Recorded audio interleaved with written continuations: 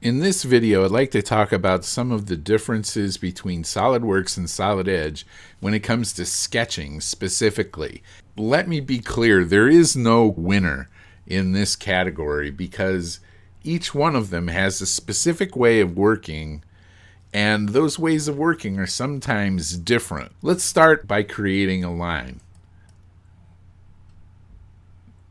Okay, the line wants us to select a plane, and so we'll click on a plane and start drawing some lines. Now, Solid Edge only adds an endpoint when you release the mouse button.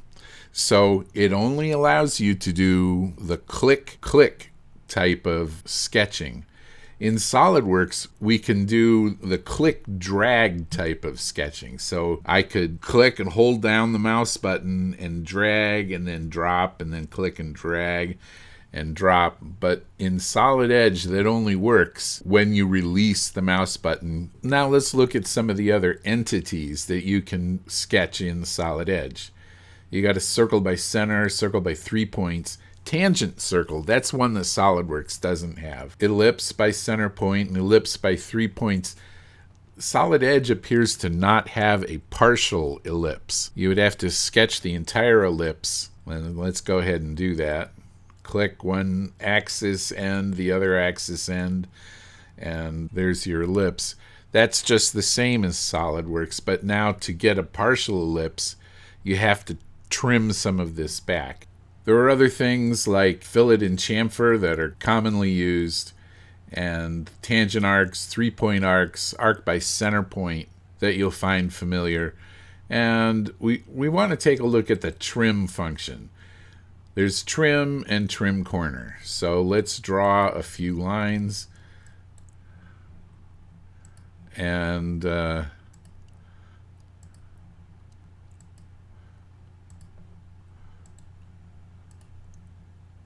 see how the trim and trim corner tools work. If we just want the trim, it works similar to SolidWorks, where you turn on the tool and then you select the thing that you want to trim. You can also drag through like the SolidWorks Power Trim. There's not a special setting for that. It's just part of the interface. If you want the corner trim or trim corner, you can click 2 items and they will trim back to the corner. Let's put everything back and try to do some more of this with the trim corner. I'm going to select here and here. Parts that I selected were kept, the parts that I didn't select were deleted. So click here and here. This keeps the corner. Extend. Here we go. Has to be a real intersection, not a virtual intersection. And the split should allow us to split an ellipse so you can get your partial ellipse this way.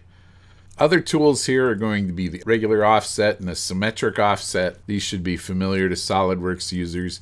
We have tools such as move, rotate, and also a mirror, scale, and stretch. In SolidWorks, the scale and stretch are part of the move and rotate commands, and the mirror is standalone. But this works a little differently. Let's actually set up one of these mirrors.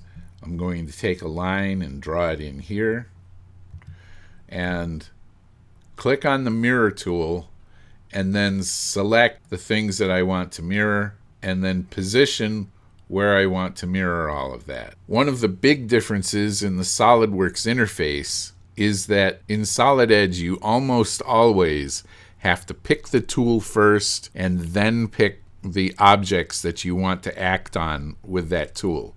So that's the action object scenario from days of yore. It's a different way of doing it. SolidWorks is very loosey-goosey when it comes to that. It allows you to click on things in either order in most situations, but Solid Edge is a little more structured. And when it comes to sketch relationships, you can create all the sketch relationships through the Relate panel. So we've got connect, which is essentially coincident, horizontal vertical, which will snap to the closest one. You got a tangent relationship, parallel, equal, symmetric, collinear, perpendicular, concentric, a locked relationship, which is similar to what happens in SolidWorks, a rigid set, which is kind of like making a block in SolidWorks.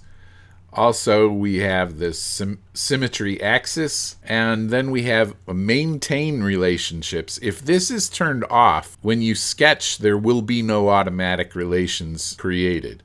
So this is similar to automatic relations in SolidWorks, but it works in reverse. It just works the opposite way.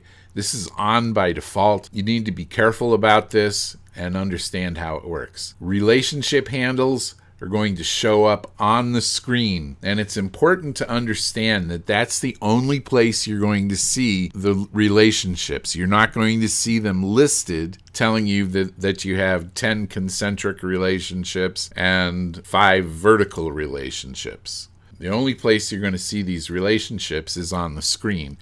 And also, if you're troubleshooting, these relationships will change color. So you need to be aware of how the relationship handles settings are set. Next, we have the relationship assistant and IntelliSketch options. You'll see these show up from time to time. When you're sketching, what kinds of relationships do you want to create automatically? If you're auto-dimensioning, how do you want that to work? And the cursor, how do you want that to look when you're creating, say, a tangent arc? Or if you want your auto relationships to show up next to the cursor. These are all important settings to understand. Finally, the alignment indicator. If we're sketching a line, it's very similar to inferencing in SolidWorks. We can turn that off and sketch that same line. That won't show up anymore. Okay?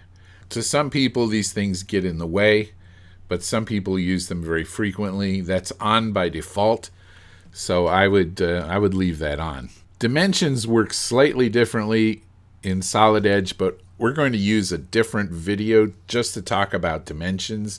I'm going to click this sketch and just turn it off. Notice that Solid Edge has the ability to hide things right in the Pathfinder.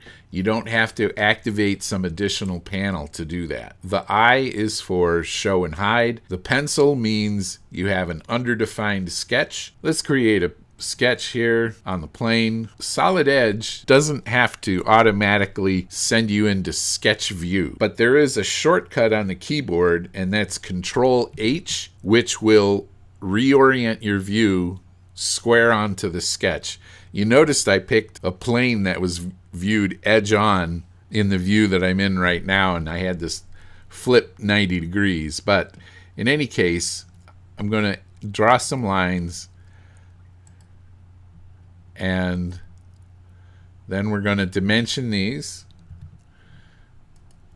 Notice the lines start out blue, and as I dimension the lines, notice that not all the lines are turning black at once. Okay, it's only once I've gotten to this point with 3 dimensions and the rest of the horizontal and vertical relationships have fully defined this sketch. But that's a setting that you have to turn on. And that setting is hidden right here. Relationship colors. Displays sketch elements in colors that indicate relationship status.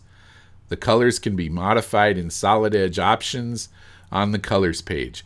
Okay, so they all changed from blue to black, just like they do in SolidWorks, but there are a couple of differences. If I were to draw a line, say from the origin down here, and I wanted to get an angle dimension between these 2 lines, okay, notice that this line remains blue.